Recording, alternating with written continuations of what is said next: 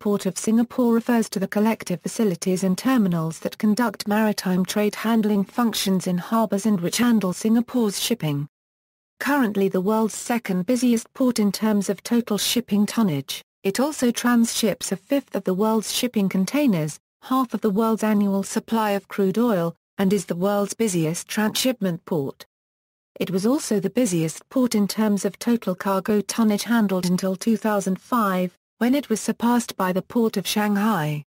Thousands of ships drop anchor in the harbour, connecting the port to over 600 other ports in 123 countries and spread over 6 continents.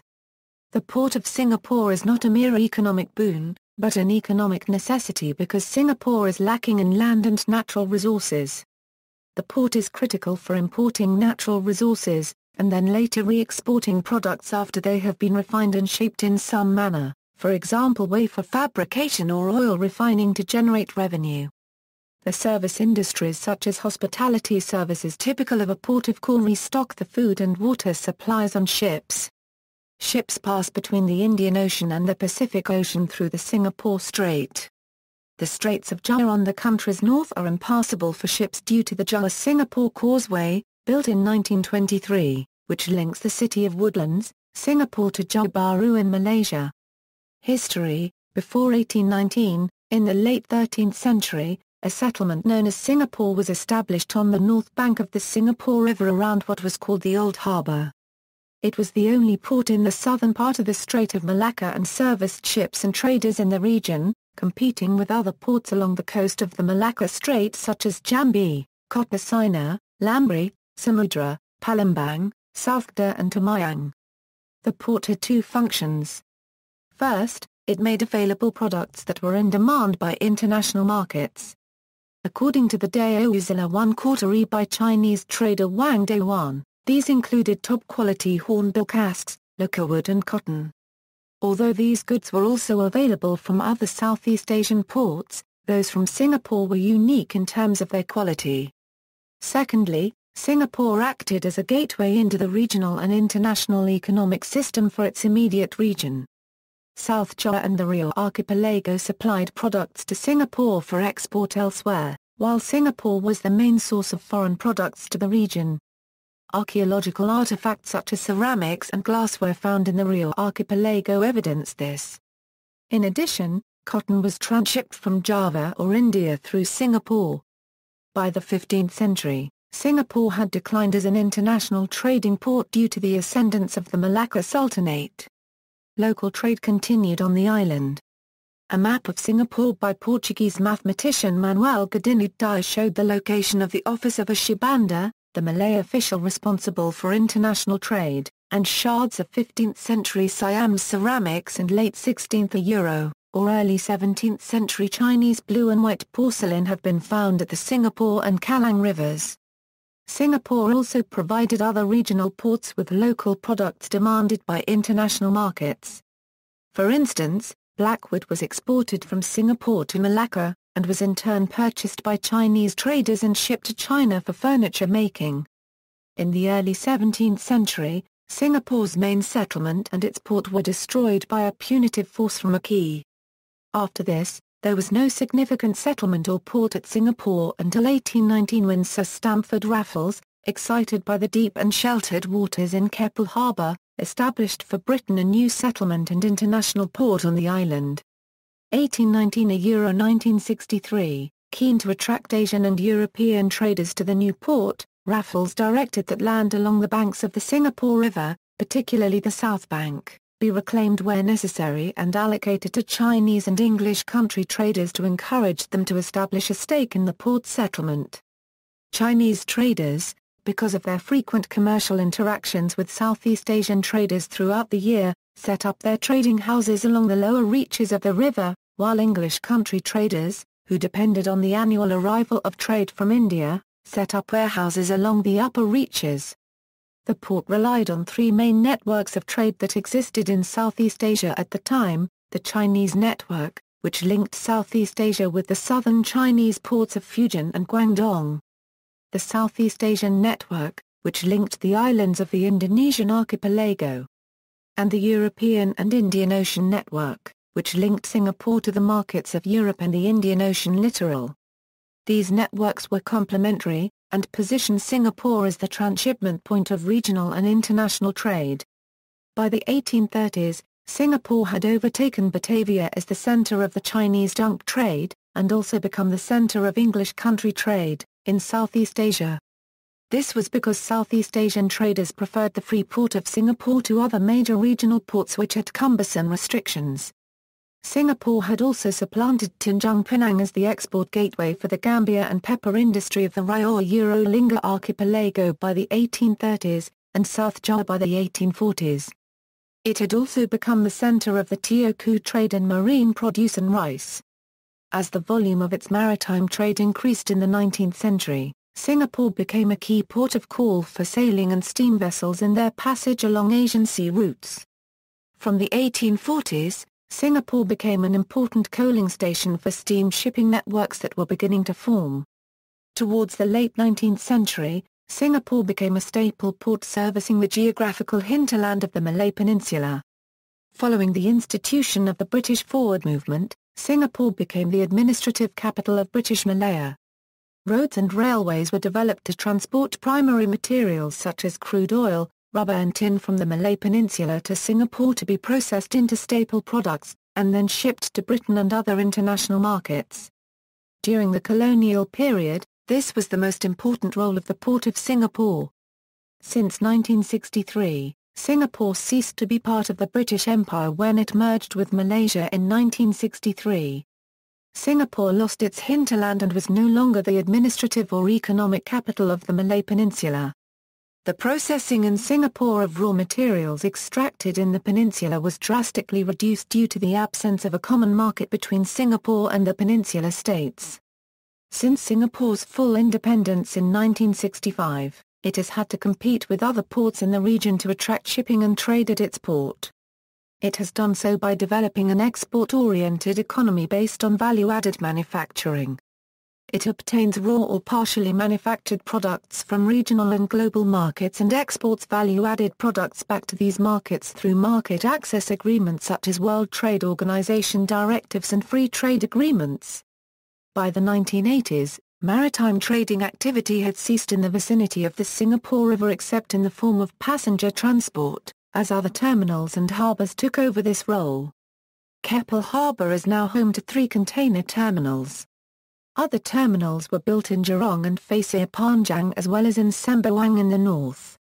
Today, the port operations in Singapore are handled by 2 players, PSA International and Jurong Port, which collectively operate 6 container terminals and 3 general-purpose terminals around Singapore. In the 1990s the port became more well-known and overtook Yokohama, and eventually became the busiest port in terms of shipping tonnage. Operations. The port is the world's busiest port in terms of shipping tonnage handled, with 1.15 billion gross tons handled in 2005. In terms of cargo tonnage, Singapore is behind Shanghai with 423 million freight tons handled.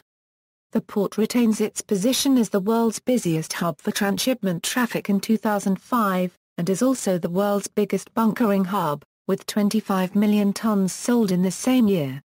Singapore is ranked first globally in 2005 in terms of containerized traffic, with 23.2 million 20-foot equivalent units handled. High growth in containerized traffic has seen the port overtaking Hong Kong since the first quarter of 2005, and has led the race ever since, with an estimated 19,335 TEUs handled in the year up to October, compared to 18,640 TEUs handled in Hong Kong in the same period. A rise in regional traffic consolidating the port's position in Southeast Asia, and increases in transshipment traffic using the strategic East Asia-Europe route via Singapore helped the port to emerge tops at the end of the year, a title it had not held since overtaking Hong Kong once in 1998. Singapore Port played vital role in emerging economy. Operators. PSA Singapore's container facilities are as follows: container berths, 52, quay length, 15,500 meters, area, 600 hectares, max draft, 16 m, quay cranes, 190, design capacity, 35,000 kTEU. PSA Singapore has 13 berths which are part of the Pasir Panjang Container Terminals Phase 2 which are due for completion by 2009. Phase 3 and 4 will add another 16 berths and are expected to be completed by 2013. Jurong Port's facilities are as follows: berths 23, berth length, 4,545 meters, maximum vessel draft, 16 m, maximum vessel size, 150,000 tons deadweight, area, 1.2 km squared free trade zone, 320,000 mi squared non-free trade zone, warehouse facilities, 280,000 mi squared. PSA Singapore also has a 40-year contract to operate the tax-free Gwadar port on the southwestern coast of Pakistan. Gwadar started operation in March 2008, with 3 multi-purpose berths, a 602-meter quay, and 12.5-meter depth. Another 9 berths are under construction, with a 20-meter depth. Terminals, cruise business. Port of Singapore also has a terminal for cruise ships. Such cruise lines that home port there include Princess Cruises, Royal Caribbean, Holland America Line, and more. Princess will have the place's largest deployment by a premium cruise line when it deploys Sapphire Princess on 3 to 11-day round-trip cruises to Asia.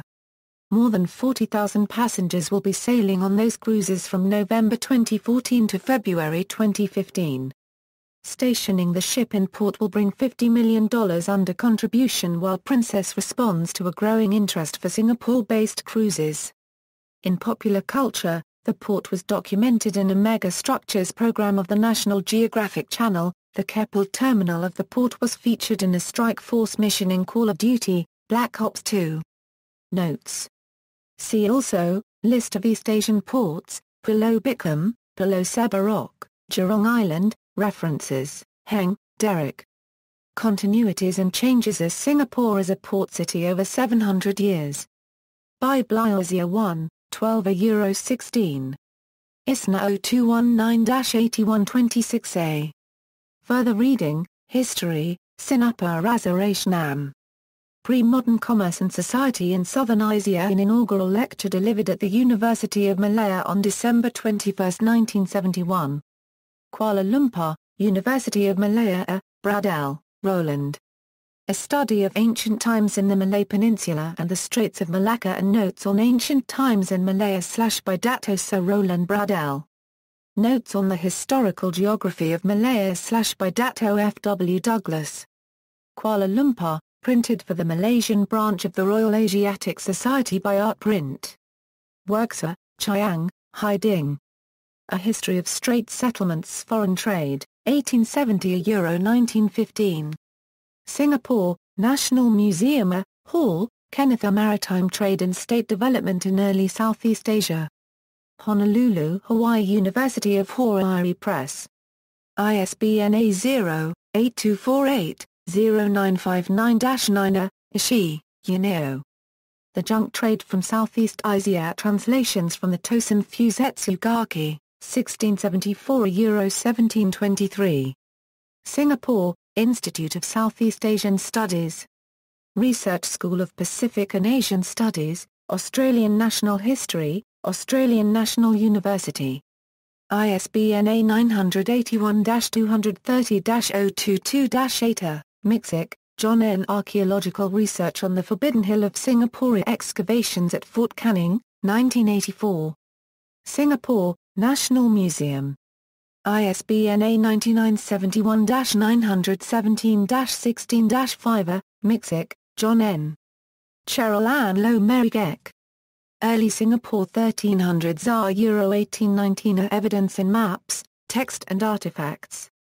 Singapore, Singapore History Museum. ISBN A981-05-0283-4. Uy, Ji Gling. Brian J. Shaw. Beyond the Port Sitia Development and Identity in 21st Century Singapore.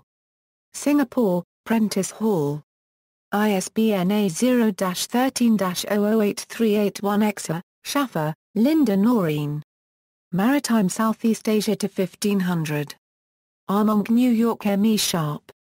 ISBN A1-56324-144-7 Trok Key, Carl A. Prince of Pirates of the Temengongs in the Development of Johor and Singapore, 1784–1885.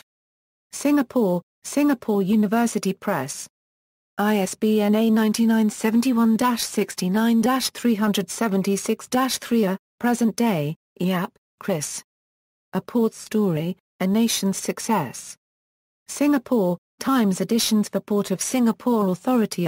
Ho, David K., M.H., in The Seaport Economy, A Study of the Singapore Experience. Singapore, Singapore University Press. ISBN A9971-69-199 Singapore Shipping, Past, Present and Future. Singapore, Singapore Shipping Association. 2000. Denham, Jacqueline. PSA, Fuller Head.